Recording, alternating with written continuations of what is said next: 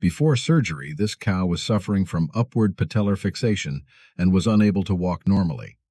The affected hind limb remained locked in extension, causing severe stiffness and dragging of the leg. The cow had difficulty standing after resting and often struggled to move forward. Due to the chronic nature of the condition, muscle weakness and discomfort became more noticeable over time. This problem had significantly reduced mobility and overall productivity. Upward patellar fixation occurs when the patella becomes locked over the medial trochlear ridge of the femur.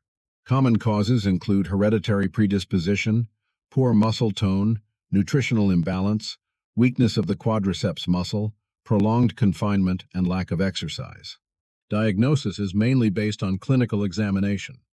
The limb remains extended and locked during movement, and sometimes manual manipulation can temporarily release the patella, confirming the condition.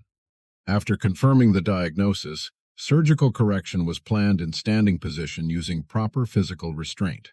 The animal was securely held to ensure safety. The medial side of the stifle joint was shaved and thoroughly disinfected. Local anesthesia was administered at the surgical site to ensure the procedure remained painless and controlled. The medial patellar ligament was carefully identified by palpation between the patella and tibial tuberosity. A small stab incision was made directly over the ligament.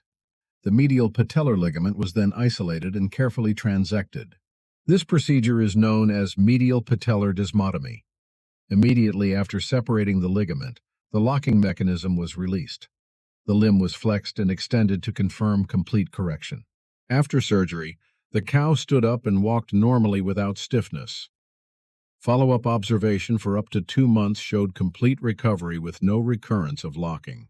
This procedure offers a simple, effective, and permanent solution for chronic upward patellar fixation.